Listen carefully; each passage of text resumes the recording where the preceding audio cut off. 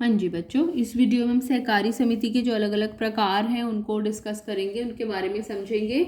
ये टेबल की फॉर्म मैंने कोई अंतर करने के लिए नहीं बनाई है, क्योंकि सिर्फ इसलिए बनाई है क्योंकि टेबल की फॉर्म में चीज़ों को याद करना आसान होता है। जैसे कि सब जगह यही पॉइंट है कि किसके हितों की रक्षा के लिए समिति का निर्माण किया गया है, सदस्य कौन है, उद्देश्य क्या है, काम करने का तरीका क्या है, और लाभ का बंटवारा, अगर लाभ कुछ है तो वो कैसे बांटा जाता है। तो इसलिए इसको ऐसे टेबल की फॉर्म में बनाया है। पेपर में क्वेश्चन आता है उपभोक्ता सहकारी समिति के बारे में लिखो, तो ये 5 पॉइंट लिख देना।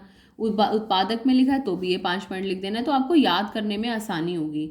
आई होप आपने 7 कॉलम बना लिए हैं आधार और 6 कॉलम इनके। सबसे पहले आधार में डिस्कस करते हैं फर्स्ट पॉइंट, किसके हितों की रक्षा के लिए। एक बार पहले आप इसको देख लीजिए, फिर उसके बाद में वीडियो को पॉज करके आप इसे नोट कर सकते हैं। तो अगर सबसे पहले उपभोक्ता सहकारी समिति के बारे में पढ़ेंगे। तो बच्चों, उपभोक्ता सहकारी समिति किसके हितों की रक्षा के लिए? उपभोक्ताओं के हितों की रक्षा के लिए। और इसके सदस्य कौन होते हैं?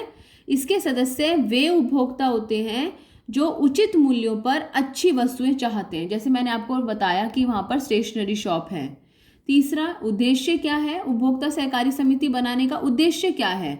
तो उपभोक्ता सहकारी समिति बनाने का उद्देश्य है मध्यस्थों को समाप्त करना। मध्यस्थ मतलब होता है मीडिएटर, जो बीच में है, उत्पादक से सामान बेच रहे हैं हमको, तो वो बीच में प्रॉफिट खाते हैं।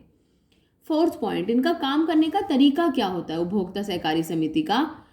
ये समितियां बड़ी मात्रा में थोक विक्रेता से सामान खरीदती हैं। थोक विक्रेता से या उत्पादक से भारी, जब आप चांदनी चौक जाओ या फिर आप नई सड़क जाओ, अगर वहां पर आप 12 रजिस्टर का सेट खरीद रहे हो तो वो आपको 10-10 रुपए में रजिस्टर पड़ गया।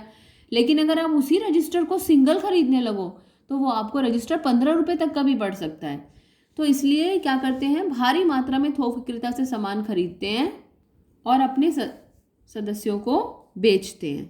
अच्छा, अगर कोई लाभ हो जाता है तो लाभ का बंटवारा कैसे होता है? सदस्यों में जितना उन्होंने सामान खरीदा, क्रय का मतलब होता है परचेज के आधार पर अगर कोई प्रॉफिट हुआ होता है तो उसका बंटवारा कर दिया जाता है। तो ये 5 पॉइंट्स उपभोक्ता के बारे में आगे डिस्कस करते हैं। अब अगर उत्पादक सहकारी समिति के बारे में बात करनी है, किसके हितों की रक्षा के लिए? छोटे उत्पादकों के हितों की रक्षा के लिए।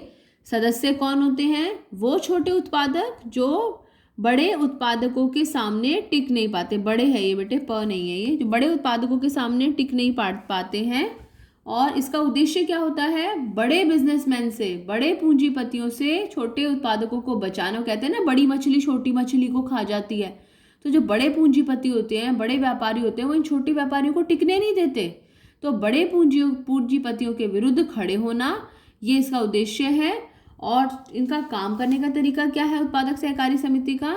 ये समिति अपने सदस्यों को कच्चा माल, उपकरण, मशीनें, ये सब उपलब्ध कराती हैं। और 5वां पॉइंट, लाभ का बंटवारा कैसे होता है? लाभ को सदस्यों में उनके द्वारा जो भी उत्पादन हुआ है, जो प्रोडक्शन हुआ है, उसके आधार पर बांट दिया जाता है। अगर कोई प्रॉफिट एक्स्ट्रा बच जाता है तो उसको इस तरीके से बांट दिया जाता है। जरूरी नहीं है कि हमेशा प्रॉफिट बटेगा ही बटेगा। तीसरी फॉर्म डिस्कस करते हैं बच्चों। तीसरा है विपणन सहकारी समिति। विपणन का मतलब होता है मार्केटिंग। मार्केटिंग का मतलब बाजार में सामान को बेचना। तो विपणन सहकारी समिति किसके हितों की रक्षा के लिए? जो छोटे विक्रेता हैं, छोटे सेलर्स हैं, छोटे उत्पादक हैं। ये जो छोटे उत्पादक हैं, यहाँ तो उत्पादन कर रहे हैं, अब इन्हें बाजार में भी जाना है सामान को बेचने के लिए। तो किसके हितों की रक्षा के लिए? छोटे विक्रेता या छोटे उत्पादकों के हितों की रक्षा के लिए। फिर सदस्य कौन होते हैं विपणन सहकारी समिति के? विपणन सहकारी समिति के सदस्य वो छोटे व्यापारी होते हैं जो अपने सामान की उचित कीमत चाहते हैं। वो चाहते हैं कि भाई जो उनका सामान है उसकी सही कीमत उनको मिल जाए। आपको पता है, वरना जो छोटे छोटे व्यापारी होते हैं उनको उनके सामान की कोई कीमत ही नहीं मिलती है, और फिर उसी सामान को बड़ी कंपनियां अपना ब्रांड लगा के, अपना लेबल लगा के कितना महंगा महंगा बेच देती हैं। तीसरा, उद्देश्य क्या है? इन विपणन सहकारी समितियों का उद्देश्य क्या है?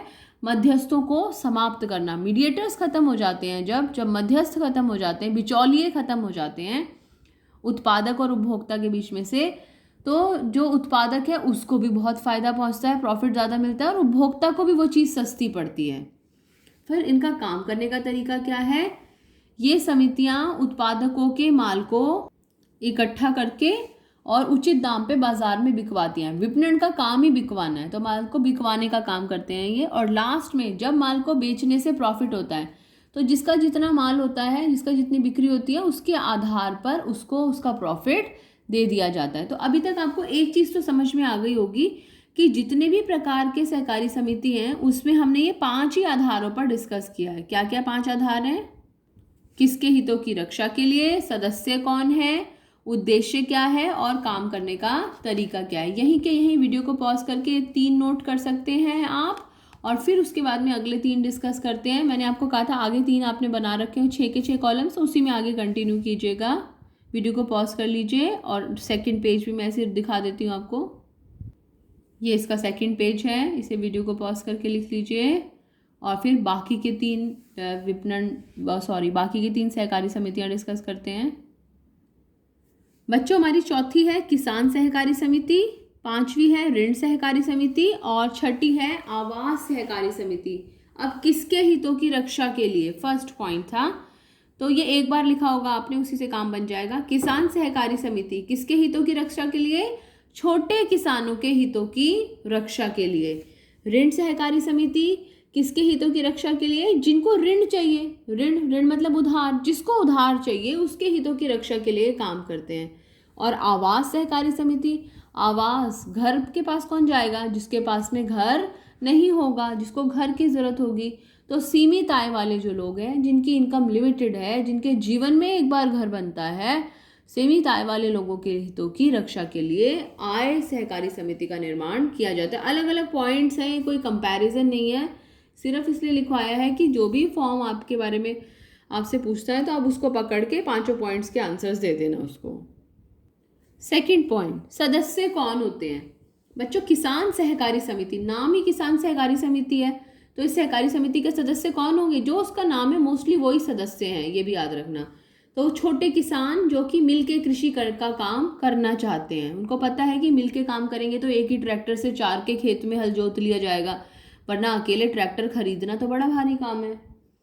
तीसरा पॉइंट, उद्देश्य क्या है? बड़े पैमाने पर कृषि करना। आपको पता है, आपने सोशल साइंस में पढ़ा होगा, बड़े पैमाने पर कृषि करने से क्या फ़ायदा होता है, क्या बेनिफिट्स होते हैं। तो बड़े पैमाने पर कृषि करके उसका लाभ कमाना चाहते हैं।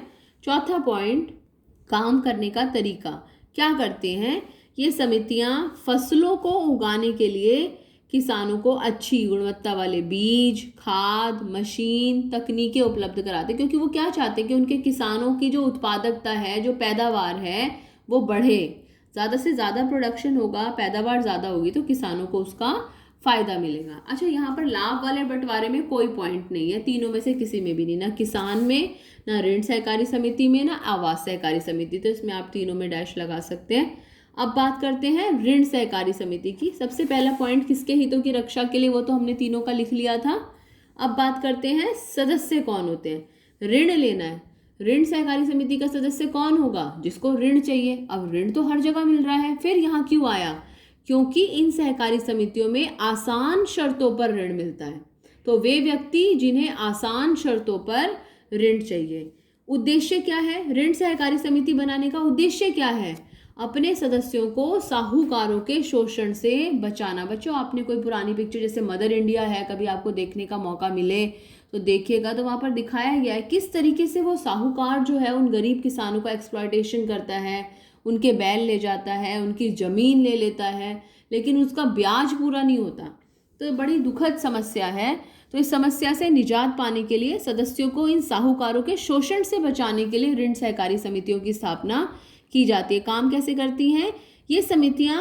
सदस्यों से पैसे लेती हैं, जमा करती हैं और सस्ती दरों पर लोगों को ऋण प्रदान करती हैं। लास्ट है हमारा आवास सहकारी समिति।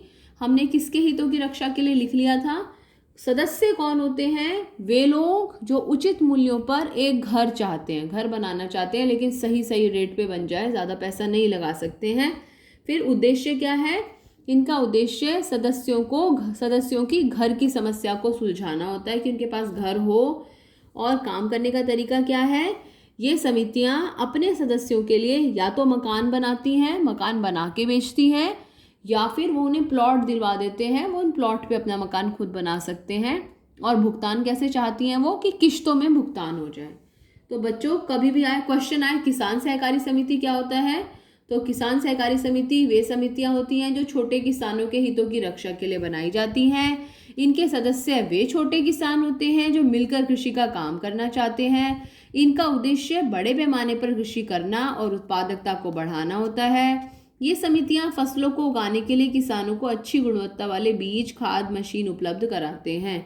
इस तरीके से आपको ये लिखने में मदद करेगा। बार बार बोल रही हूँ, ये कोई अंतर नहीं है, पर ऐसे लिखने से आपको ये समझ में आ जाता है कि पेपर में कभी भी क्वेश्चन अगर आता है तो ये 5 पॉइंट के आधार पर ही आपको अपना आंसर देना है। इसे नोट कर लीजिए। नेक्स्ट क्लास में बहुत अच्छी फॉर्म ऑफ ऑर्गेनाइजेशन डिस्कस करेंगे जिसका नाम है कंपनी।